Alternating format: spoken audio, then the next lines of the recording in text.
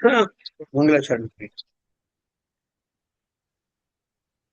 ओम नमः सिद्धेभ्यः जय श्री ओम नमः सिद्धेभ्यः जय श्री ओम नमः सिद्धेभ्यः। मंगलम भगवान वीरो मंगलम गौतमो गणी मंगलम कुंद कुंदाद्यो जैन धर्मोस्तु मंगलम सर्वमंगल मांगल्यम सर्व कल्याण कारकम प्रधानम सर्वधर्माणां जैनम जयतु शासनम जैनम जयतु शासनम जैनम जयतु शासनम मोक्षमार्गस्य नेतारं वेतारं कर्मभूव्रतां ज्ञातारं विश्वतत्त्वानां वन्दे तद्गुणलब्धये। तत्वार सूत्र नाम का ग्रंथ हम लोग पढ़ रहे हैं। इसके रचयिता हैं आचार्य उमा स्वामी। आवाज आ रही है मेरी बराबर? और हाँ, सब आ रही थी। इसमें हम जो कुछ पढ़ रहे हैं, प्रथम अध्याय में थोड़ा सा आपको दिक्कत आएगी, बाकी के अध्याय बहुत सिंपल है। तो ये जो,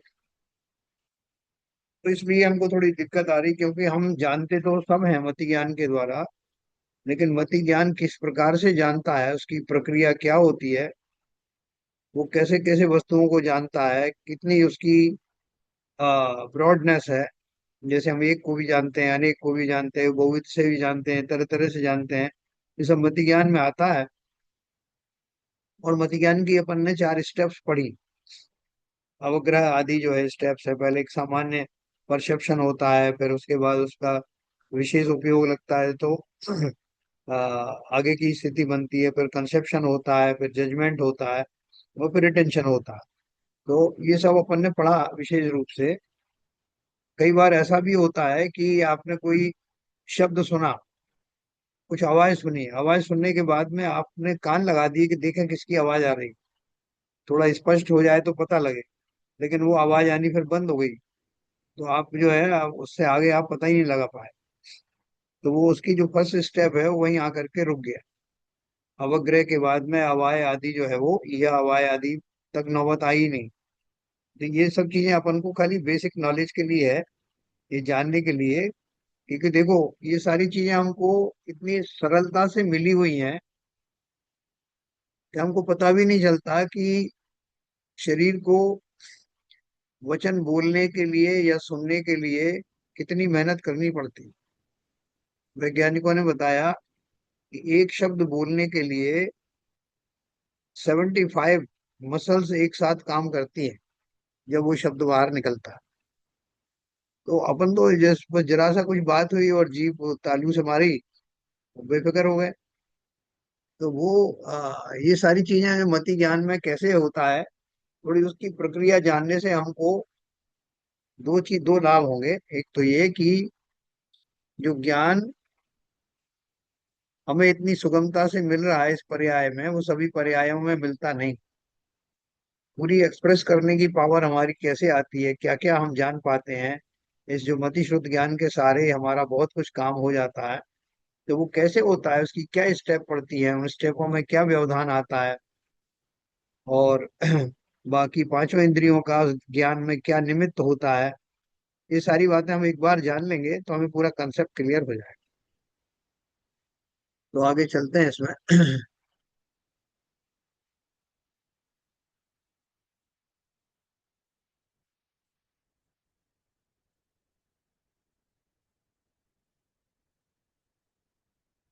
वो आए थे, अनुक्त का ज्ञान 5 इंद्रियों के द्वारा कैसे होता है ना। अनुक्त माने जो बात कही नहीं, पूरी डिस्क्रिप्शन नहीं दिया, पार्ट में ही दिया है, उसको बाकी इंद्रियों के सहारे से हम कैसे जान लेते हैं। कई बार अपन कहते हैं ना बॉडी लैंग्वेज से जान लिया। तो यहाँ बोला, श्रोत्र इंद्री के अतिरिक्त 4 इंद्रियों के द्वारा होने वाला ज्ञान सदा अनुक्त होता है। अनुक्त होता है मतलब वो जो कहा जाता है वो उक्त होता है, जो कहा ही नहीं गया वो कैसे उक्त होगा। और कहा सुनी जो सब किसमें होती है कि जिह्वा से कहा जाता है और कर्ण इंद्री से सुना जाता है। तो बोल टच रहे हैं करेगा। कर्ण कोई कुछ बोल रहे हैं क्या? कर्ण इंद्री के द्वारा, देखो, श्रोत्र इंद्री के अतिरिक्त चार इंद्रियों के द्वारा होने वाला ज्ञान सदा अनुक्त होता है। और श्रोत्र इंद्री के द्वारा अनुक्त का ज्ञान कैसे होता है, सो इसका स्पष्टीकरण पहले उत्तर में किया गया है। फिर एक प्रश्न पूछा, अपने बताया था ना, जैसे कि आपने जो है बोल दिया कि मैंने अपनी नाक से सूंघा है, कान से सुना है, कान तो खैर वो उसमें आ ही गए, या मैंने हाथ लगा कर देखा कि वस्तु गर्म है या ठंडी है। तो वो अन्य जो इंद्रिय हैं उनसे उसका ज्ञान होता है। जो उन्होंने कान से बिल्कुल शॉर्ट में कहा कि भैया ये पदार्थ का आपको ज्ञान करना है, तो अपनी शेष इंद्रियों का सहारा लो। इतना कहने से बाकी सबने पता लगा लिया।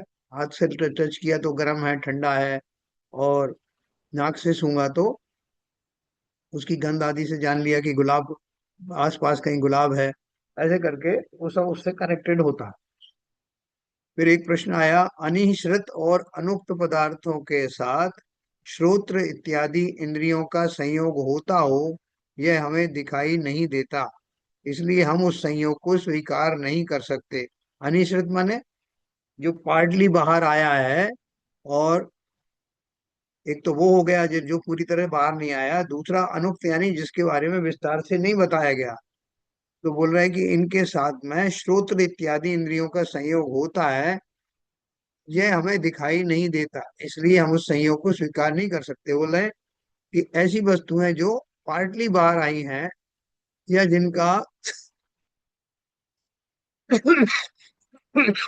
कानों में विशेष उनका विस्तार नहीं पड़ा,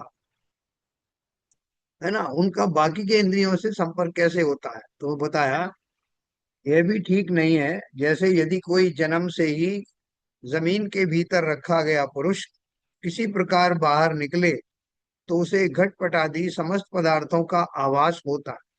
आभास होता मतलब, कोई व्यक्ति है, उन्होंने बोला कि उसको जमीन में गाड़ दिया या कहीं कैद खाने में रख दिया गया, उसने बाहर की चीजें देखी नहीं, लेकिन जैसे ही उसको बाहर निकालते हैं उसको वो सब चीजें दिखाई तो पड़ती हैं, वो ध्वनियां भी सुनाई पड़ती हैं, दिखाई पड़ता है, लेकिन ये बात अलग है कि वो उनका नाम नहीं जानता। ना, दीर्घ काल तक किसी को तहखाने में बंद कर दिया, और उसको बाहर निकाल, वहीं बड़ा हो गया, और 10 साल का होता तो 20 साल का हो गया, अभी वो विशेष ज्ञान नहीं हुआ उसको, लेकिन वो वस्तुएं उसके ज्ञान के लेवल में, मनुष्य है ना, तो मनुष्य के लेवल ज्ञान की जो रेंज है, उस रेंज में वो सब वस्तुएं दिखाई पड़ती हैं, पांचों इंद्रियों का विषय बनती है। लेकिन कहाँ कमी कहाँ रह जाती है कि वो ये नहीं जानता कि टेबल लैंप किसे कहते हैं, रखा वही है टेबल लैंप, दिखाई भी दे रहा है, इसमें से टेबल लैंप कौन सा है, इसमें से चौकी कौन सी है, वो ये बात नहीं जानता। तो क्या बोल रहे हैं, यदि कोई जन्म से ही जमीन के भीतर रखा गया पुरुष किसी प्रकार बाहर निकले, तो उसे घटपट आदि समस्त पदार्थों का आभास होता है, किंतु उसे जो यह घट है, यह पट है इत्यादि विशेष ज्ञान होता है, वह उसे पर के उपदेश से ही होता है। देखो ये क्यों बता रहे हैं, इसमें एक खास बात कहना चाहते, वह स्वयं वैसा ज्ञान नहीं कर सकता।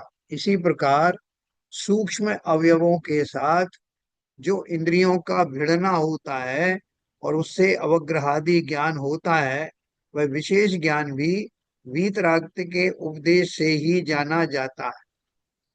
अपने भीतर ऐसी शक्ति नहीं है कि उसे स्वयं जान सके, इसलिए केवल ज्ञानी के उपदेश से जब अनिश्रित और अनुक्त पदार्थों के अवग्रह इत्यादि सिद्ध हैं, तब उनका अभाव कभी नहीं कहा जा सकता। देखो कल अपन ने इसको पढ़ के छोड़ दिया था।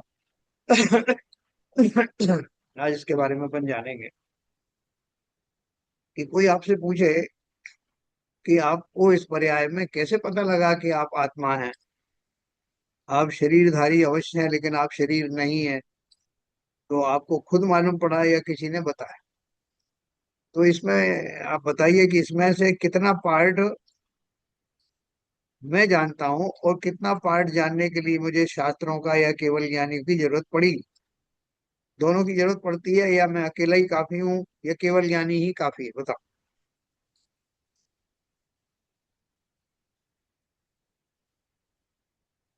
हरभजन साहब।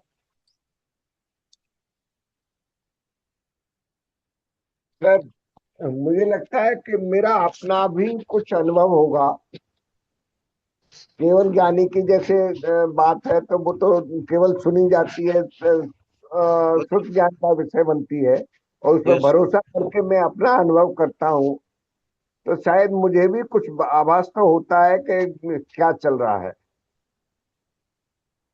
बिल्कुल सही कहा आपने कि केवल ज्ञानी कोई ऊपर से बरस तो सकता नहीं है। वो अगर मेरी समझ में कोई चीज उसकी वाणी आएगी तो मैं उसमें मेरी इंद्री और मन का कहीं ना कहीं तो संयोग रहेगा ना। जी। केवल ज्ञानी की देशना आई तो या तो पुस्तकों के माध्यम से आई, तो मैंने आंखों का सहारा लिया, आंखों से पढ़ा। और भी बाकी इंद्रियां, अगर अंधा हुआ तो ब्रेल आदि के आजकल चल गए हैं, उससे पता लगाया। और कुछ वस्तुएं उन्होंने बताई तो मैंने उसको टटोल के देख लिया। यानी मनुष्य का या सैनी पंचेंद्रिय जीव का उस रेंज का ज्ञान होना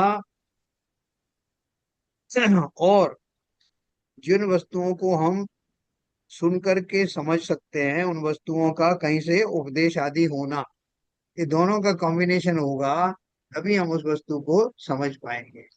सर उसमें तभी हम। एक बात हाँ, और है। बोलिए। पूर्व भोग के संस्कारों का भी जो ज्ञान हाँ, होता है, उसका भी रोल इसमें रहता है। बहुत बढ़िया, बिल्कुल सही कहा।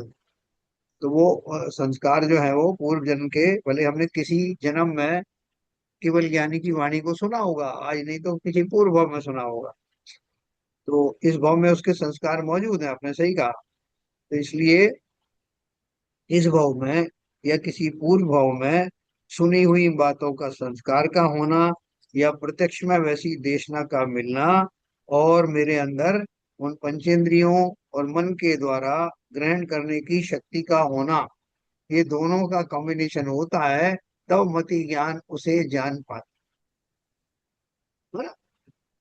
तो इसलिए लिखा है, वह स्वयं वैसा ज्ञान नहीं कर सकता, लेकिन पार्टली कर सकता। पार्टली क्या है कि मुझे ये आवाज तो होता है कि मैं जीव हूँ, मैं आत्मा हूँ, ऐसा आवाज तो मुझे है। अब विशेष मैं आत्मा के बारे में नहीं जानता कि मैं आत्मा हूँ, तो आत्मा का मतलब क्या है। ये भी मैंने सुना हुआ कि मैं अलग हूँ, शरीर अलग हूँ। शरीर से तो मैं परिचित हूँ काफी कुछ, दिन रात देखता हूँ शरीर की जो गतिविधियां देखता हूँ। शरीर में गंध, रूप रस गंध, स्पर्श रूप रस गंध होते हैं, इन सब का भी मुझे आभास हो जाता है। तो आत्मा का क्या करूं, वो तो ना देखने में आती है, ना अनुभव करने में आती है। वर्तमान परिस्थिति में, वर्तमान दशा में मैं तो उसका अनुभव भी नहीं कर पा रहा हूँ, तो क्या करूं। तो सुनी सुनाई बात पर विश्वास करके थोड़ा आगे बढ़ता हूँ, और फिर वो तर्कों के द्वारा जिनसे ये सिद्ध होता है कि मैं शरीर नहीं हूँ, उन तर्कों को आगे बढ़ाता हूँ। तो एक ना एक दिन अवश्य ही मेरे वो तार्किक ज्ञान के बल पर मैं आत्मा का अनुभव कर सकता हूँ।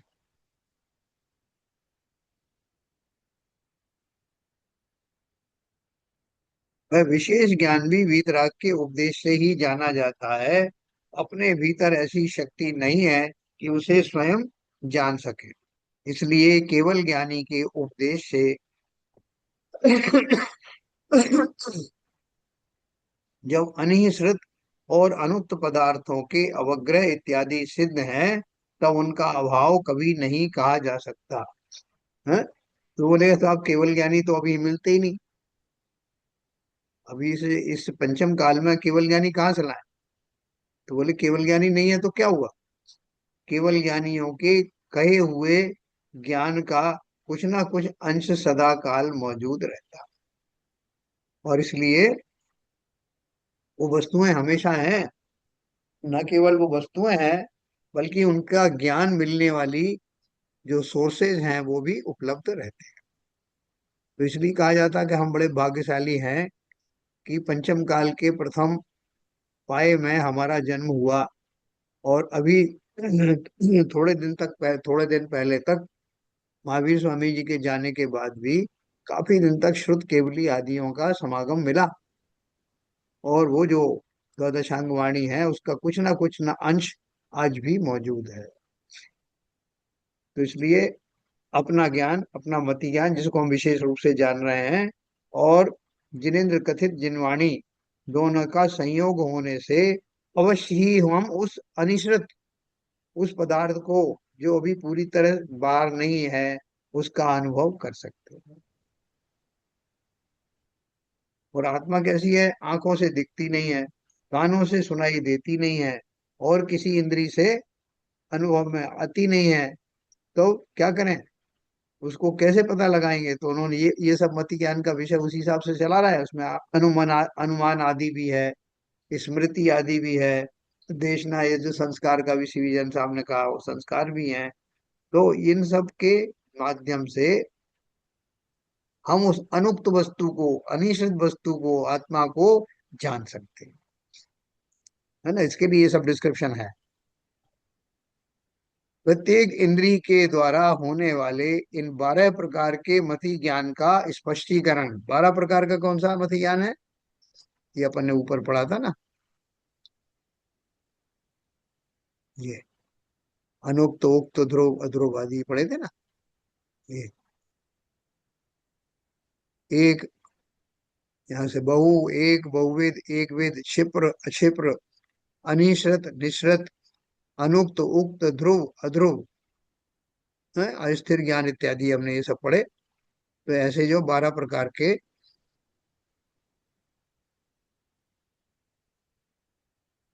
प्रत्येक इंद्रिय के द्वारा होने वाले इन 12 प्रकार के मति ज्ञान का स्पष्टीकरण श्रोत्र इंद्रिय के द्वारा। अभी देखो, वो बोल रहे हैं एक एक इंद्रिय को लेंगे हम, और एक एक इंद्रिय के द्वारा वो कैसे ज्ञान में निमित्त बनती है, एक एक को जाने।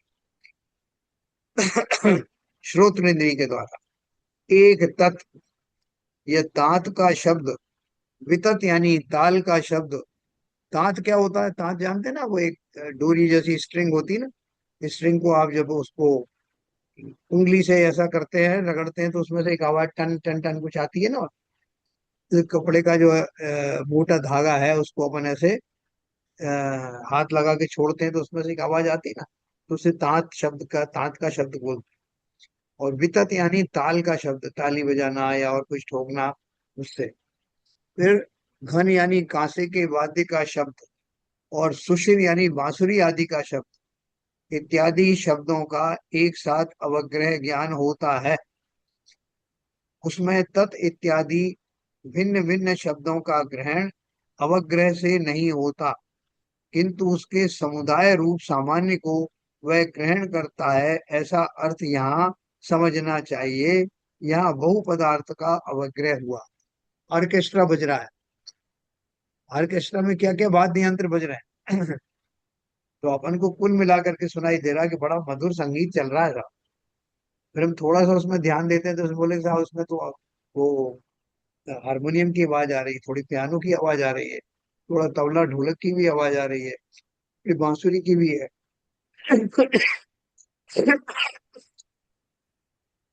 तो इस प्रकार से वो कॉम्बिनेशन हमारे सुनने में आता है। जन साधारण तो वो कॉम्बिनेशन को ही समझ पाता है। बाकी कोई विशेषज्ञ होंगे तो वो उसके एक एक इंस्ट्रूमेंट की आवाज अलग अलग सुन सकते हैं, समझ सकते हैं, है ना। तो ये बोल रहे हैं इस प्रोसेस में कौन सी इंद्री का काम आ रही है? श्रोत्र इंद्री।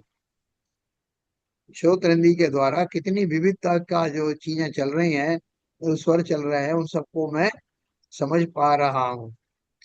एक इंद्री में इतनी शक्ति। फिर प्रश्न पूछा, देखा ना, यहाँ बहु पदार्थ का अवग्रह हुआ, यानी बहुत सारे पदार्थों का एक साथ ज्ञान हुआ। फिर और कैसा ज्ञान हुआ उसको बहुत गहराई में जाने की जरूरत नहीं, मतलब सामान्य परसेप्शन हुआ कि बहुत अच्छा म्यूजिक बज रहा है। फिर प्रश्न आया, सम्मिन्न संश्रोत श्रद्धि के धारी। सम्मिन्न संश्रोत श्रद्धि अपन पढ़ते हैं ना उधर नित्या प्रकम्पाद में, तो वो उसके धारी होते हैं मुनि, उन सबकी अपन बात करते हैं।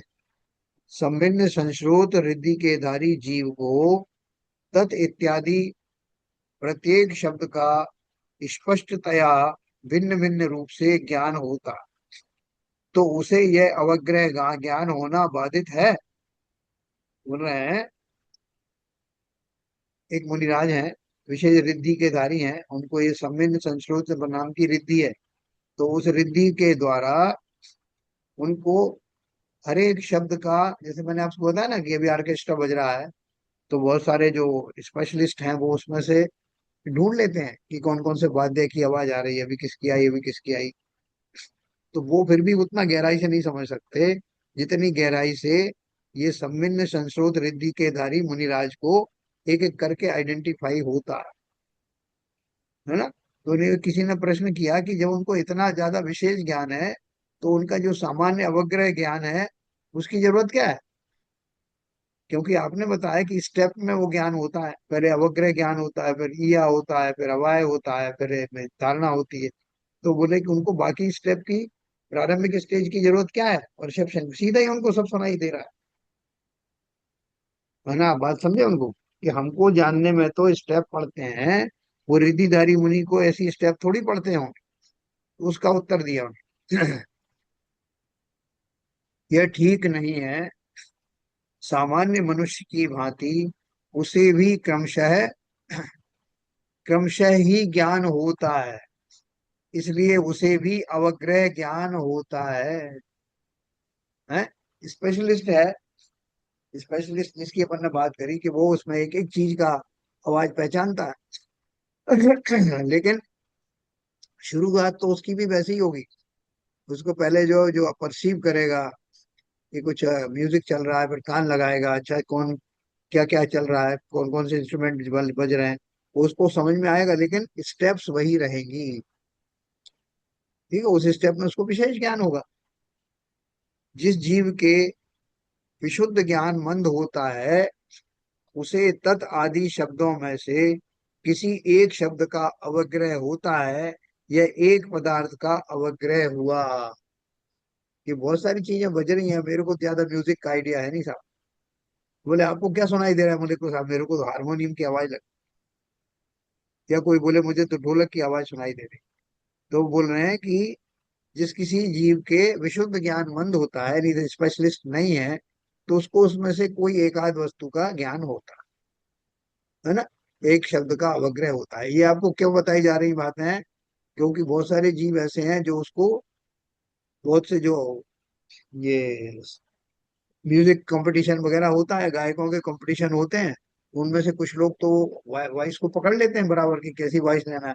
हम और आपको समझ में नहीं आता कि इसने भी अच्छा गाया, उसने भी अच्छा गाया। वही जज किस हिसाब से जजमेंट देते हैं, उनमें क्या चीज पकड़ते हैं। तो वो सारी बात चल रही है ना। यह एक पदार्थ का, अब अभी आपको समझ में ही नहीं आएगा कि वो जजेस जजेस की जो है वो कैसे उनको परख होती। हमको नहीं समझ में आता है। ऐसी नृत्यांगनाएं नृत्य करती हैं, तो हमको एक जैसा लगता है, सब भरतनाट्यम कर रहे हैं, ये फलाना डांस कर रहे हैं, वो भी कह दिया गया कि भरतनाट्यम है तो हम मान लेते हैं। लेकिन उसमें किसकी जो है वो मुद्रा बराबर रही, किसकी नहीं, अपन नहीं जान पाते। उसी तरह से ये म्यूजिक आदि की बात।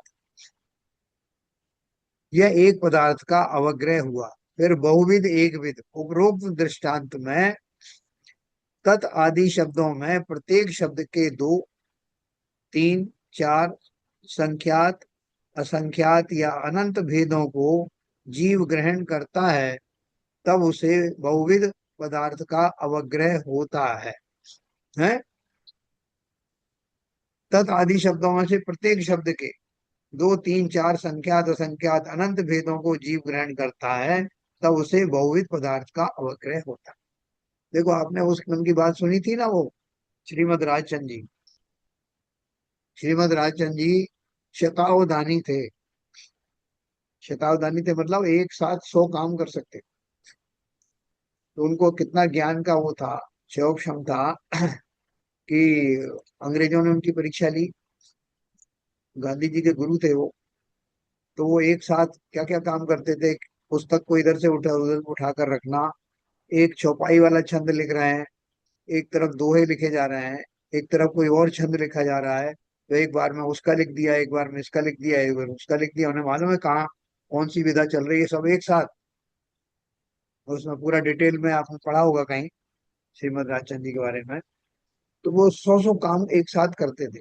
तो उनकी बुद्धि देख करके वो अंग्रेजों ने उनको विशेष पुरस्कार वगैरह दिए दिए थे, वो घोषणा की थी, उन्होंने लिए नहीं, बात अलग है।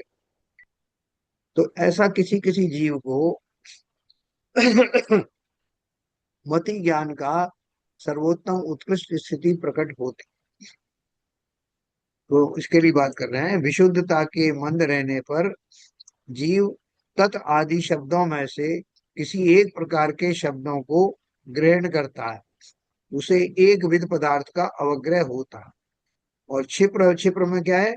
विशुद्धि के बल से कोई जीव बहुत जल्दी शब्द को ग्रहण करता है, उसे क्षिप्र अवग्रह कहा जाता है।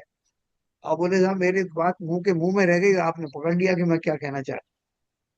एक शब्द भी निकला ही है, एक ही शब्द, और आपने समझ लिया।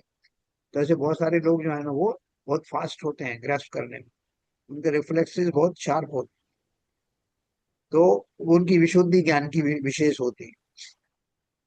विशुद्धि की मंदता होने से जीव को शब्द के ग्रहण करने में ढील होती है, उसे अक्षिप्र अवग्रह कहा जाता है। यानी कोई बहुत सारे जीव ऐसे होते हैं कि आपने कहा उनके बहुत देर देर से समझ में आते, वो धीरे धीरे समझ में आते, है ना। ये न्यूक्लियर इंडस्ट्री में एक डिलेड न्यूट्रॉन शब्द है, क्या सिविजन साहब, डिलेड न्यूट्रॉन, यस। ये उनको बहुत देर बाद समझ में आती। तो ऐसे ये सारी चीजें कैटेगरी हमको सुनने को मिल रही है, इसलिए इसको यहाँ इस समय जितना ग्रास्प कर सकते हैं उतना कर लेना। आपको वो शब्दों को याद करने की जरूरत नहीं है, लेकिन उससे जो समझ आ रही है हमको कि कैसे कैसे जीव होते हैं, उनकी बुद्धि में क्या क्या चीजें चेंजेस होते हैं, कोई बहुत जल्दी समझते, कोई देर से समझते, कोई बीच का है उनकी स्थिति होती है, ये सब अपन जान रहे हैं। अपने मति ज्ञान के द्वारा मति ज्ञान की विशेषताएं जान रहे हैं। फिर एक आता है अनिश्रित और निश्रित। विशुद्धि के बल से जीव जब बिना कहे अथवा बिना बताए ही शब्द को ग्रहण करता है, तब उसे अनिश्रित पदार्थ का अवग्रह कहा जाता है। आपको सामने से कोई एक थोड़ा सा इशारा करे, भाई साहब समय हो गया, आप समझ गए समय हो गया का मतलब क्या, आगे भोजन की तरफ इशारा कर रहे हो आप, है ना। या किसी ने इतना ही बोल दिया, भाई साहब पेट पुकार रहा है, तो आप पूरी बात समझ गए। तो ये बोल रहे हैं कि विशुद्धि के बल से जब जीव बिना कहे अथवा बिना बताए ही शब्द को ग्रहण करता है, तब उसे अनिश्रित पदार्थ का अवग्रह कहा जाता है। सभी चीजों में वही लागू होता है। विशुद्ध की मंदता के कारण जीव मुख में से निकले हुए शब्द को ग्रहण करता है, तब निश्रित पदार्थ का अवग्रह हुआ कहला, है ना। मंदता जब हुई है तो उसके कारण से,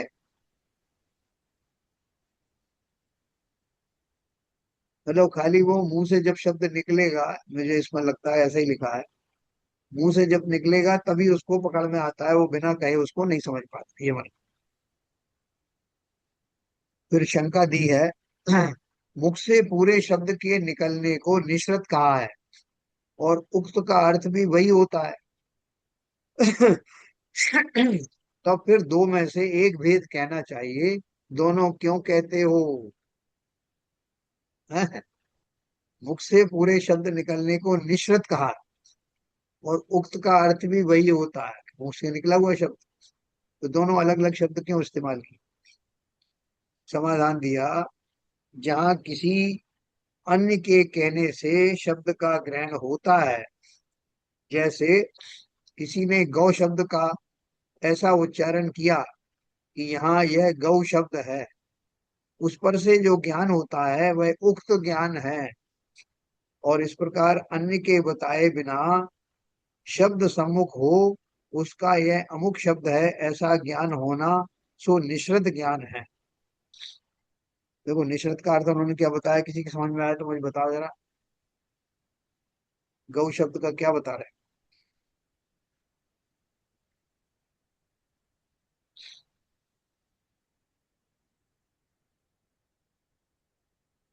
उक्त ज्ञान क्या हुआ कि किसी ने बोला, गाय के बारे में बोला कि भाई गौ के बारे में आपने बहुत सुना होगा, आजकल गौ माताएं जगह जगह पाई जाती, तो आपने उसका शब्द सुन करके पूरी बात समझ ली ना, गाय का स्वरूप आपके सामने आ गया, और जो जैसे उनका जगह जगह पाई जाती है, तो वो भी आपने अपनी कल्पना में घटित कर लिया।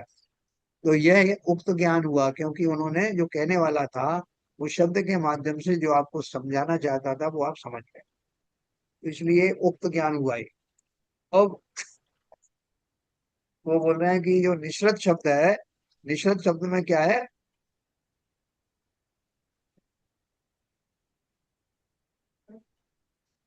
इस प्रकार अन्य के बताए बिना शब्द सम्मुख हो, सिर्फ गौ बताया और गौ के बारे में मैंने सब कुछ जान लिया। क्यों जान लिया? क्योंकि मैंने गौ के बारे में कभी पहले पढ़ा था। मैं जानता था कि गौ का अर्थ क्या होता है। अब उसने जब जैसे ही कहा कि आजकल गौ जो है बहुत जगह जगह पाई जाती है, तो मैंने उस शब्द को अपने पुराने संस्कार से कनेक्ट कर लिया, और तब मैं उसको उक्त शब्द में बोल रहे हैं उसको शामिल किया जाता है। लेकिन निश्रत में क्या फर्क है? निश्रत में उसका पूरा वर्णन किया जाता है, पार्ट में काम नहीं चलता। ये मेरे समझ में आया यहाँ। फिर एक नीचे दिया उन्होंने, अनुक्त और उक्त, जिस समय समस्त शब्द का उच्चारण ना किया गया हो, किंतु मुख में से एक वर्ण के निकलते ही विशुद्धता के बल से अभिप्राय मात्र से समस्त शब्द को कोई अन्य के कहे बिना ग्रहण कर ले कि वह यह कहना चाहता है, तो उस समय उसके अनुक्त पदार्थ का अवग्रह हुआ कहलाता है। ये अपन ने ऊपर भी पढ़ा है वैसे किसी न किसी रूप में, कि आपने एक आधी सी बात कही, थोड़ी सी बात कही, और बोलते हैं कि ये समझदार को इशारा काफी। पूरा शब्द भी बोला नहीं, लेकिन आप समझ गए। तो ये लिखा, जिस समय समस्त शब्द का उच्चारण ना किया गया, किंतु मुख में से एक वर्ण के निकल, वर्ण मतलब एक शब्द आदि, निकलते ही विशुद्धता के बल से अभिप्राय मात्र से समस्त शब्द को कोई अन्य के कहे बिना ग्रहण कर ले कि वह यह कहना चाहता है, उस समय उसके अनुक्त पदार्थ का अवग्रह हुआ कहला। अपन ऐसे व्यक्ति बोलते हैं साहब वो बहुत स्मार्ट है, मैंने जरा सा हिंट दिया और वो समझ गया। तो इसको क्या बोलते हैं? अनुक्त उक्त। अनुक्त उक्त क्यों हुआ इसमें? क्योंकि उसमें ज्यादातर चीज तो कही नहीं गई, और उक्त यानी थोड़ा एक आध शब्द का या हिंट का इस्तेमाल किया।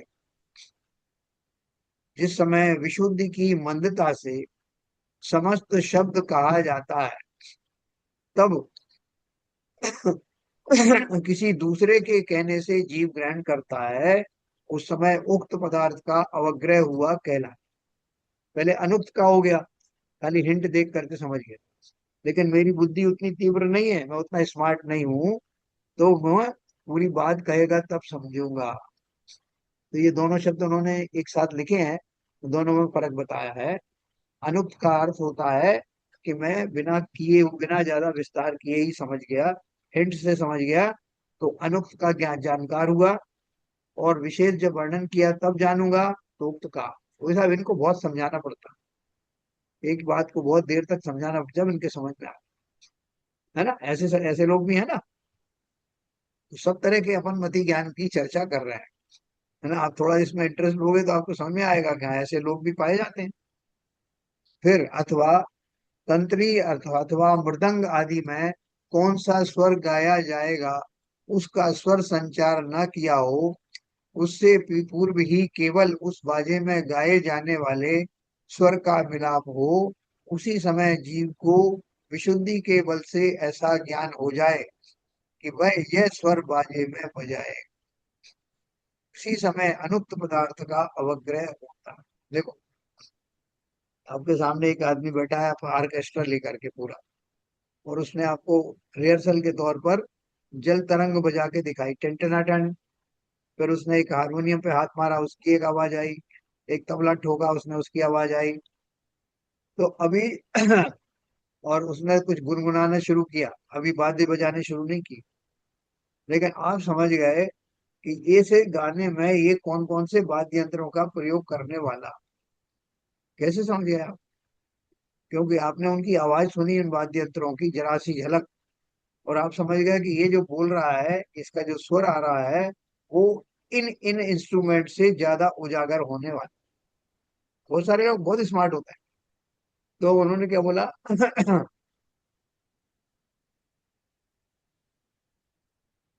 तंत्री अथवा मृदंग आदि में कौन सा स्वर गाया जाएगा, उसका स्वर संचार न किया हो, उससे पूर्व ही केवल उस बाजे में गाए जाने वाले स्वर का मिलाप हो, उसी समय जीव को विशुद्धि के बल से ऐसा ज्ञान हो जाए कि वह यह स्वर बाजे में बजाए।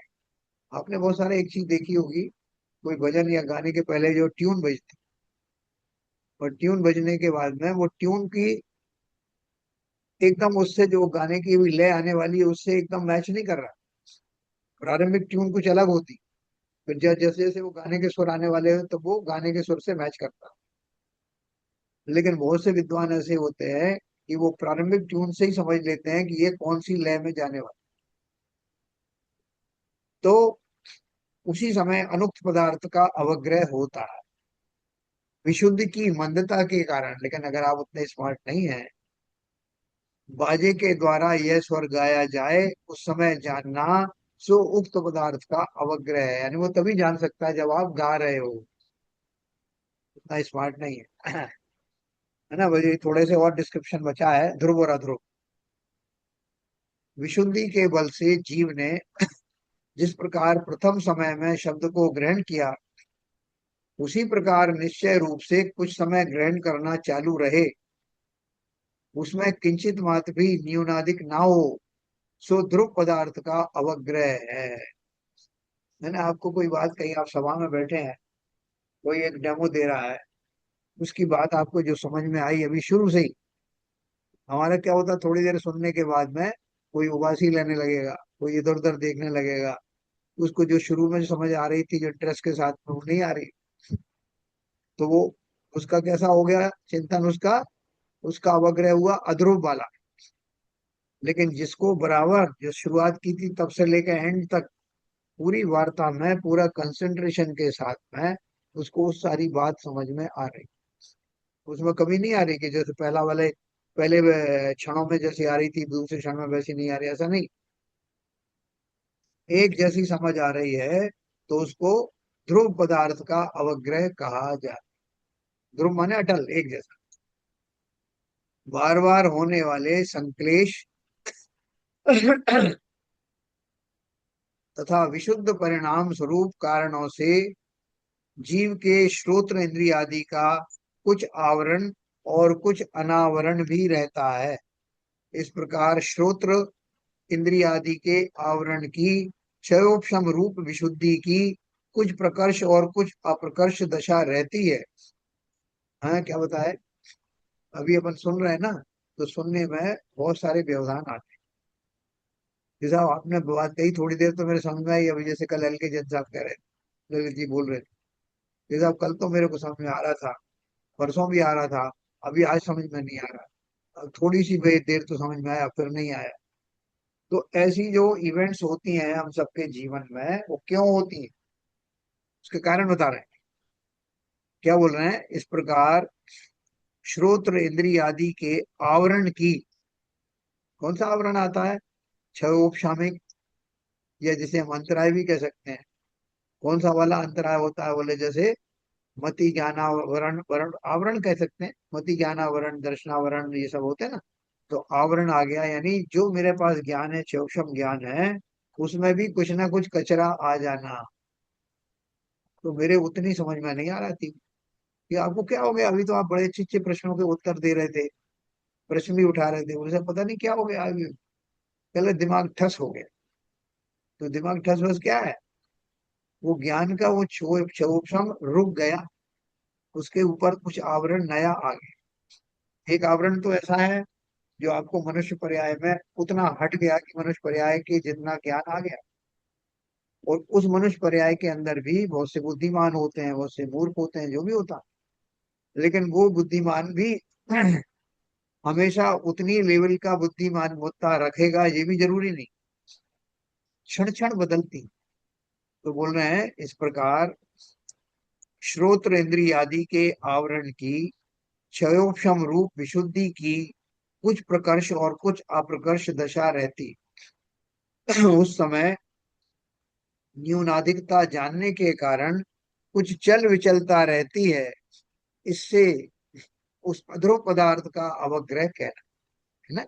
इसके कारण से मेरी जो मति है वो एक जैसी नहीं है साहब। मैं क्षमा करना साहब, मैं अभी आपकी बात अच्छे से सुन रहा था, बीच में मेरा कहीं ध्यान हट गया। उतनी गहराई से चाह तो कोशिश तो कर रहा था लेकिन बात उतनी अच्छी तरह से समझ में नहीं आई।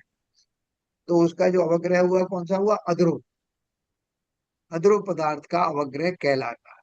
तथा कभी तत् इत्यादि बहुत से शब्दों का ग्रहण करना, कभी थोड़े का, कभी बहुत का, कभी बहुत प्रकार के शब्दों का ग्रहण करना, कभी एक प्रकार का, कभी जल्दी, कभी देर से, कभी अनश्रुत शब्द का ग्रहण करना, कभी निश्रित का, कभी अनुक्त शब्द का, और कभी उक्त का ग्रहण करना, इस प्रकार जो चल विचलता से शब्द का ग्रहण करना, सो सब अध्रुवाग्रह का विषय है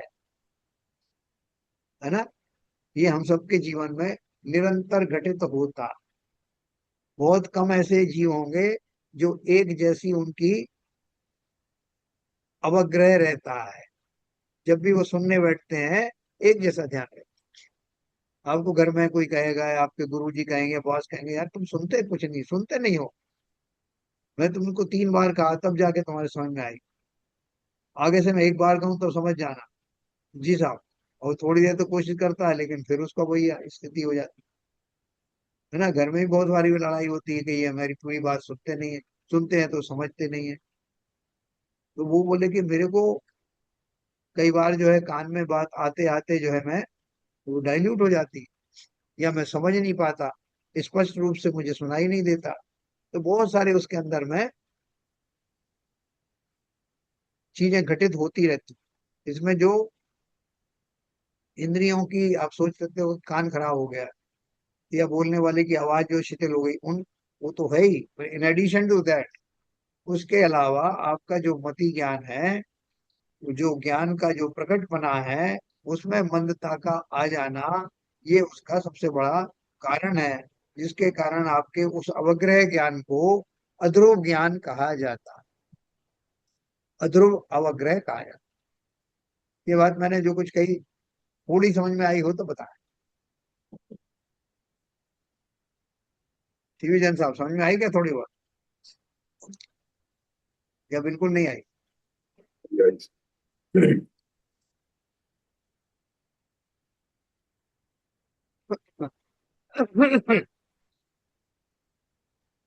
देखो, अभी शंका समाधान में है। इसमें एक शंका है कि बहु शब्दों के अवग्रह में तत् आदि शब्दों का ग्रहण माना है।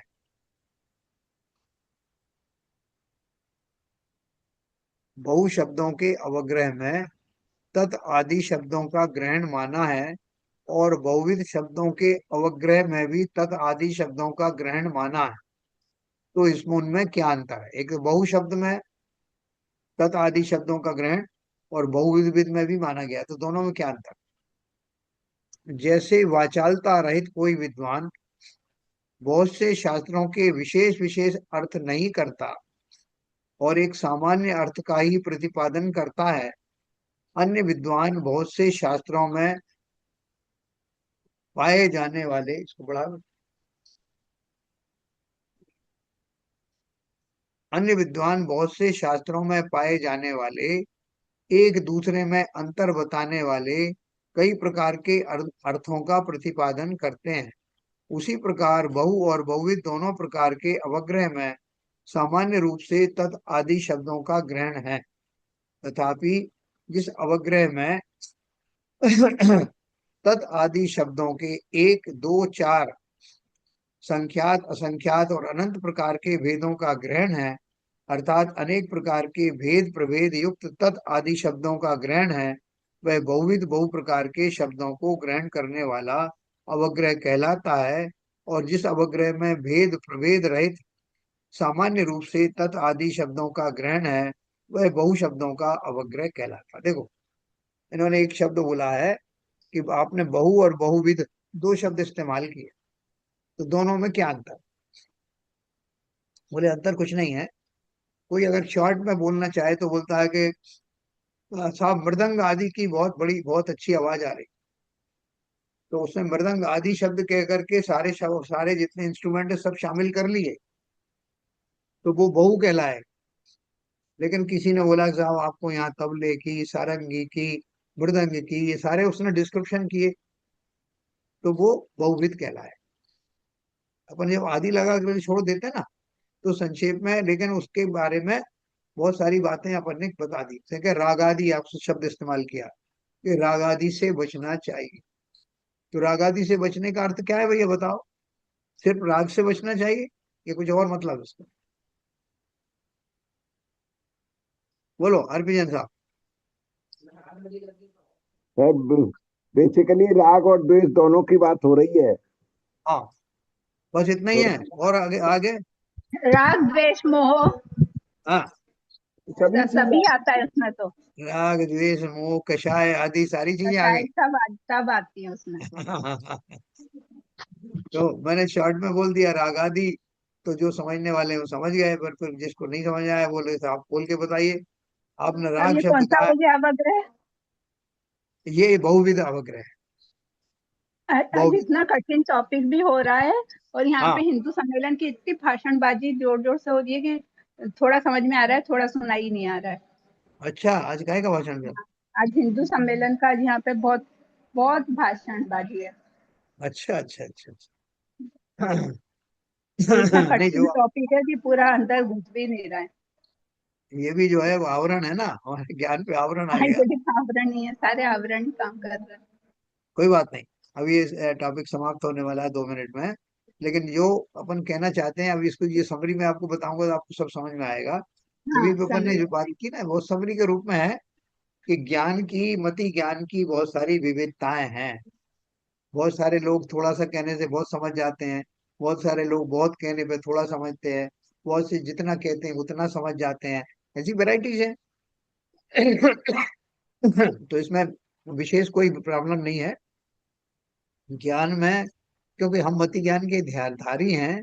तो हमें अपने बारे में तो मालूम होना चाहिए कि मैं क्या क्या जानता हूँ और कैसे जानता हूँ, है ना? इतना, यही बात समझाने के लिए ये पूरा चैप्टर बताया है। इसमें से भी जो अभी हमारी संक्षेप बुद्धि वाले होंगे वो बोलेंगे साहब आप तो कंक्लूड करके बता दें। हाँ, सही बात है। हाँ, तो उनको सही बात कंक्लूड है। भी करके बताएं। कंक्लूड करके भी बताएंगे। लेकिन आपको बाद में जो है ना, जब ये सब समझ में आ जाएगा, तब आपको ये लगेगा कि यार ये भी बात समझने योग्य है, कि मैं कैसे बोलता हूँ, बोलने में क्या क्या मसल्स काम करते हैं, और कैसे जो है मैं सुनता हूँ, उनमें क्या क्या इंद्रियों का क्या रोल होता है। बहुत सारे व्यक्ति मेरी आवाज सुन करके, बात सुन के समझ नहीं पाते, तो उनकी गलती है क्या? तो ये सब समझ के आपको पता लगेगा कि जी। वास्तव में उनकी उनकी गलती नहीं है। इस तरह का मति ज्ञान में वैरायटी होती है। तो आगे से उनको आप थोड़ा क्षमा का भाव रखोगे, है ना? जी। उनको बार बार डांटोगे नहीं कि तो इतनी बार बोला तब तक अगर तुम्हारे समझ में आया। जी। जी। ठीक है? तो हाँ, आगे चलते हैं इसमें। चक्षु इंद्रिय द्वारा, चक्षु इंद्रिय एक इंद्रिय को, अभी पहले मैं अपने कर्ण इंद्रिय को लिया था, कि कर्ण इंद्रिय के विषय कौन कौन से होते हैं, उनसे कैसे ज्ञान होता है, कैसे म्यूजिक वगैरह में विविधता समझी जाती है। अब दूसरी चक्षु इंद्रिय के द्वारा, आप खाली उसको सुन लीजिए, क्योंकि कहीं आपको याद करने की जरूरत नहीं है, ये सुनने मात्र से आपके संस्कार में बैठ जाए। हम्म। तो आंखों के द्वारा अपन कैसे ज्ञान करते हैं, तो सब जानते हैं, आंखों का तो बहुत सिंपल है। बहु और एक, जिस समय जीव विशुद्धि के बल से सफेद, काले, हरे आदि रंगों को ग्रहण करता है, उस समय उसे बहु पदार्थ का अवग्रह होता है? देखिए, आपको कोई साड़ी लाके दी गई, उसमें बहुत सारे कलर हैं, पल्लू के ऊपर कोई और कलर है, मेन साड़ी पे कुछ और है ना, बॉर्डर पे कुछ और कलर है। तो आप क्या बोलते हैं कि आप सबको एकदम देख लेते हैं, बहुत बारीकी से देख लेते हैं। कोई शर्ट दी, उसमें अंदर में अलग अलग डिजाइन दी, अलग अलग कलर की, तो वो आप समझ जाते हैं उनसे कि क्या क्या डिजाइन है। तो बोल रहे हैं कि जिस समय जीव विशुद्धि के बल से सफेद, काले, हरे आदि रंगों को ग्रहण करता है, उस समय उसे बहु पदार्थ का अवग्रह होता है। यानी बहुत सारे पदार्थ एक साथ जान लिए, मल्टी कलर देख लिए। और जब मंदता के कारण जीव एक वर्ण को ग्रहण करता है, तब उसे एक पदार्थ का अवग्रह होता है। सिंपल बात है ना? इसी तरह से ये सब शब्दों के बारे में एक बार अपन और पढ़ लेंगे कल। बहुविध, एकविध, अवय, बहुविध, एकविध, क्षिप्र, अक्षिप्र, विशुद्धि की, ये सब अनिश्रित, निश्रित आदि सब पढ़ लेंगे। तो इनको पढ़ने से आपको विशेष ज्ञान हो जाए, है ना। अभी जो है आपके कोई मित्र वगैरह आसपास बैठे हों, पत्नी बैठी हो, तो वो अभी आपको बिना बात के डांटेगी नहीं। अगर वो भी सुन रही होंगी, उनको समझ में आया भाई ये तो मति ज्ञान की लिमिटेशंस है। जी। हर एक व्यक्ति के एक जैसा तो लिमिटेशन होता नहीं, एक जैसा ज्ञान होता नहीं, उगाड़ इसी एक को साथ बोलते होता हैं ना नहीं। क्षयोक्षम ज्ञान का उघाड़। हाँ। जिसका जितना है उतना उससे समझ में आता है। इसी को, दोनों बातें सेम है। नहीं, न केवल वो उगाड़ में मैंने आपको बताया कि एक रेंज तो ये है कि मनुष्य पर्याय में होने वाले ज्ञान की एक रेंज है। उनमें बहुत से लोग बुद्धिमान है, बहुत से मूर्ख हैं, वो तो सब अपनी जगह पे है ही वो रेंज। उसके अलावा हमारी जो रेंज है, उस रेंज में भी अभी जैसे आपको बाहर का डिस्टरबेंस हो रहा, तो आपको वो ध्यान पूरा नहीं आ रहा, तो एक एक्स्ट्रा आवरण आपके ज्ञान पर आ गया। हम्म, किसी और, ये एक्सटर्नल कारण है, इंटरनल भी हो सकता है। आपके सिर में दर्द है, या आपको कोई मेहमानों के आने का इंतजार हो रहा है, तो आप जो है उस समय पूरा कंसंट्रेट नहीं कर पा रहे हैं। तो ऐसे विभिन्न कारणों से आपका जो क्षोभ है ज्ञान का, जितना भी है, जो नॉर्मली रहता है, वो भी किसी समय ना भी होगा, ऐसा बहुत संभव है। जी। इसलिए दुखी भी मत होना।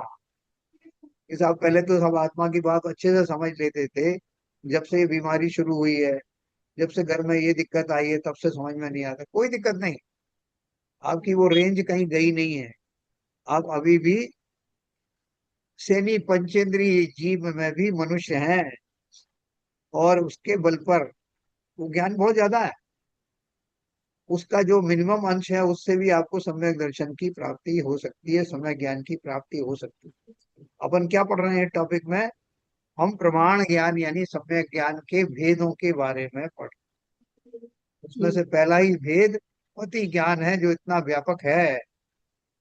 और हम सब इस मति और शुद्ध ज्ञान के भरोसे एक दिन केवल ज्ञान प्राप्त करेंगे, इसमें पक्का विश्वास रखना। कोई इसमें शंका की बात नहीं है। देखो आरपी साहब बहुत खुश हो गए हैं, 2-4 दिन में कुछ ना कुछ हो पॉजिटिव सोच है। जाए। चलिए, तो आज अपन यही समाप्त करेंगे। कल अपन इससे थोड़ा आगे पढ़ेंगे। इसमें बिल्कुल बोर मत होना। तो मैं कोशिश करता हूँ उसमें एग्जाम्पल दे करके कि आपको समझ में आए कि मति ज्ञान की जो विविधताएं हैं, विशेषताएं हैं, वो अपन कैसे समझ। ठीक है सर। और विज्ञानी आपके साथ और भी बैठे हैं। हाँ, वही ज्ञान लेने आए हैं यार भी ये सब देखने। वीर जी, आपको बहुत बहुत बधाई हो आपकी पदोन्नति के लिए। आपका प्रमोशन हो गया। आज अरे हाँ। बहुत बहुत बधाई हो, बहुत ऐसे ही। अरे मेरा बॉस रिजाइन कर गया। तो हमें जाते सुन जाते वो मेरा बॉस बोला बोला अमित, वो बहुत इमोशनल हो गया, बोला इतना सब तुमने समय मेरे साथ रहे। तो अब मेरा केबिन, उसका केबिन बहुत बड़ा है। तो उसने एमडी को जाते जाते मैसेज डाला कि मेरा केबिन आप अमित को देना, मेरी आखिरी इच्छा इधर की है कि मेरा केबिन आप अमित को दे देना। वो एमडी ने कहा ठीक है, फिर क्या। तो बॉस का प्रेम बहुत रहा मेरे ऊपर। ठीक है देखो, अच्छा, आपको ये अनुक्त ज्ञान हुआ ना, आपको बताया थोड़ी गया। सौभाग्यशाली लोगों की ऐसी स्थिति मिलती है। अरे सर, सब बड़े लोगों का आशीर्वाद है सर। प्रेम बहुत है लोगों का, बहुत प्रेम है, तो सब काम आसानी से बन जाते हैं। जी। जो धार्मिक व्यक्ति होते हैं उनकी तरक्कियां सही होती रहती हैं। इसमें कोई बड़ी हाँ, बात नहीं है। सही बात है, सही बात। लेकिन चलिए साहब, कल। मिठाई नहीं मिले अपने समझ में नहीं आती है ये बातें। है। जब तक मिठाई नहीं मिल जाए तब अपने को समझ में नहीं आती है ये बातें। हाँ, तब तक ज्ञान चक्षु खुलते नहीं है कि खुल कुछ हुआ है, अवग्रह कुछ नहीं हुआ भी होता है। है। नहीं, वो करा देंगे। वो कह रहा है कि आप चिंता ना करो, वो जो है उसका आवाज पूरा करा देंगे कि वास्तव में प्रमोशन हुआ। अच्छा, ठीक है। चलिए साहब, सबको जय जैन। जिनवाणी स्तुति करेंगे संजय प्रकाश। मिथ्याता में नाश वेको, ज्ञान के प्रकाश वेको, आपा परिभाष वेको, भानु सी बखानी है। छहु द्रव्य जानवे को बंद विधि भानवे को स्वपर पहचानवे को परम प्रमाणी है। अनुभव ताय वे को जीव के जताए वे को काहू न सताए वे को भव्य उरे आनी है। जहाँ तहाँ तार वे को पार के उतार वे को सुख विस्तार वे को यही जिन वाणी है। हे जिनवाणी भारती तो हे जपू दिन रैन जो तेरी शरणा गए सो पावे सुख चैन। जावाणी के ज्ञान ते सूझे लोकालोक सुवाणी मस्तक नमो सदा देते ढोक सदा देते ढोक। जिनवाणी माता की जय। जय। कार्य सर्ग।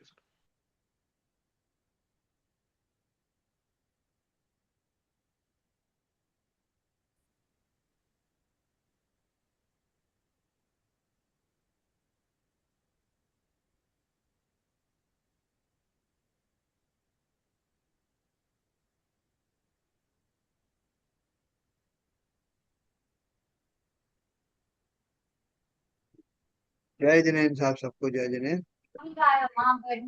सभी को जय जिनेन्द्र, सभी को जय जिनेन्द्र। हाँ